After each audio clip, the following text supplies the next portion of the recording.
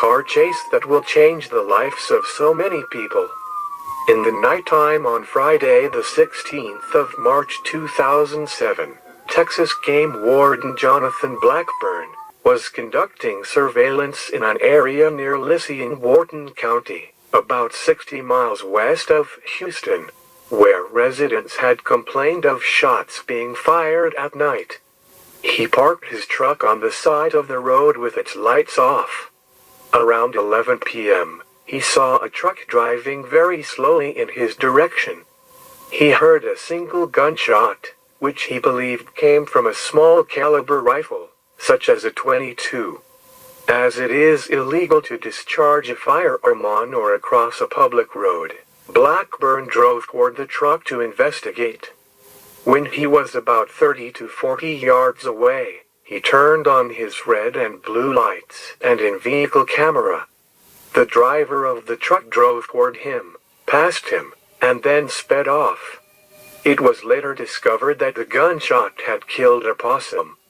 Blackburn followed the truck along gravel and paved roads at speeds ranging from 45 to 100 miles per hour. He requested backup from the Wharton County Sheriff's Office. 5 constables joined the pursuit in their patrol cars, chasing the truck at speeds up to 130 miles per hour. Meanwhile, Texas Game Warden Justin Hurst parked his truck across an intersection to set up a roadblock. The fleeing driver was able to steer around Hurst's truck, although he did sideswipe it. Hurst then joined in the pursuit, as did members of the Texas Department of Public Safety. The driver managed to avoid spike strips put down by DPS troopers several times, but ultimately, he drove over them and was forced to stop with 3 flattened tires.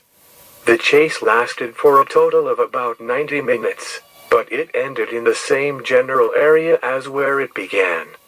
The dispatcher identified the truck as belonging to Freeman, then 26.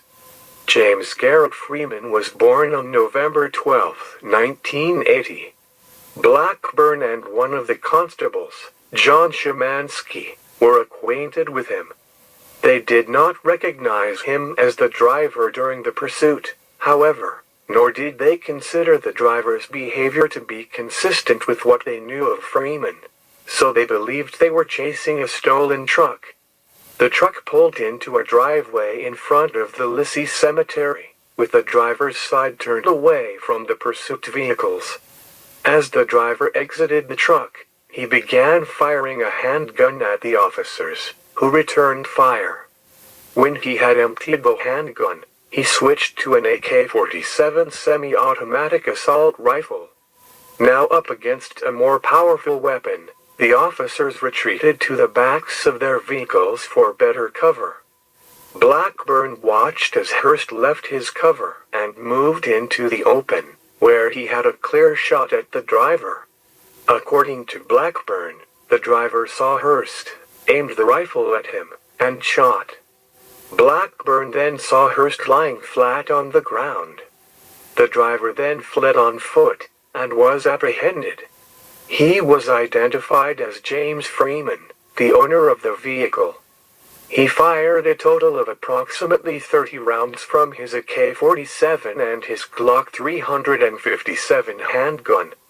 He was shot 4 times by return fire. Hurst was taken by helicopter to a hospital in Houston.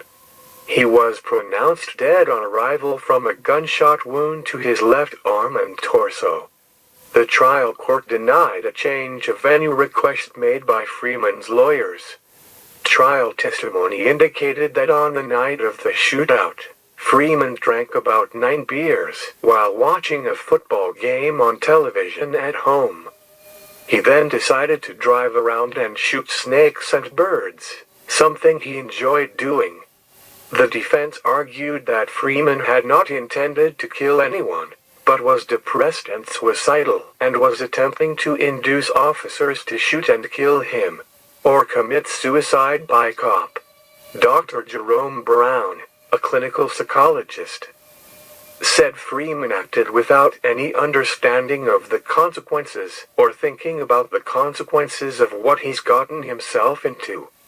The state maintained that Freeman intended to kill the officers because he wanted to escape arrest and punishment. Prosecutors argued that he was neither suicidal nor mentally impaired. Freeman had no prior felony convictions. The only item on his criminal record was a 2006 guilty plea to driving while intoxicated, for which he was sentenced to 180 days in jail and 12 months probation. Over 40 witnesses, testifying on his behalf, described him as polite, respectful, and courteous and said that the killing was totally out of character for him. The arresting officers and jailers testified that he was cooperative and peaceful while in custody. Other witnesses, however, described him as having become short-tempered and dependent on alcohol in recent months.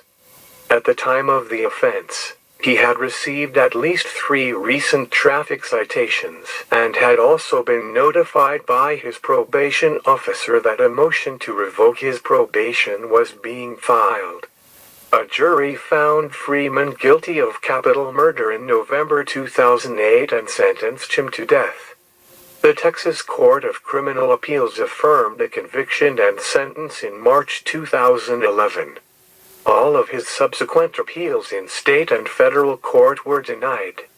After the judge read the verdict in court, Freeman's parents, Jim and Lori Freeman, walked across the aisle to hug and console Hurst's parents, telling them the man who killed their son was not the son they raised. The victim's parents hugged them back. The slain man's mother, Pat Hurst, told a reporter, "In no way do we want them to feel we held them accountable for what he did that night. He never did anything wrong in his life other than a DUI." Freeman's appeals lawyer, Don Vernay. "This kid was not a future danger, he was just a loser." James Garrett Freeman was executed on January 27, 2016. About 100 law enforcement officers, many of them Texas game wardens, stood outside the Huntsville prison where Freeman's execution was being carried out. Members of the Thin Blue Line Motorcycle Club also attended. At his execution, the warden asked Freeman whether he had a final statement. Freeman shook his head from left to right and answered, "No, I do not." The revving of motorcycle engines could be heard inside the death chamber as the lethal injection was started. He was pronounced dead at 6:30 p.m. The prison staff had covered him to his chest with a white sheet and strapped him down, leaving only his face and arms exposed. They had wrapped ace bandages around his hands and inserted an IV into his arms, which were splayed out. Freeman's eyes were red. The 35-year-old's head was shaved, and he had a trace of stubble on his cheeks. A chaplain stood at the convict's feet. He held a small copy of the New Testament in his left hand, and he was resting his right hand on Freeman's leg. It looked like he was trying to keep his eyes open for a few seconds, then they drifted shut. His chest rose a few times, and he made a slight gasping sound. James Garrett Freeman was the 1,426th person executed in the United States since 1976, the 533rd person executed in Texas, and the 1,251st person executed by lethal injection.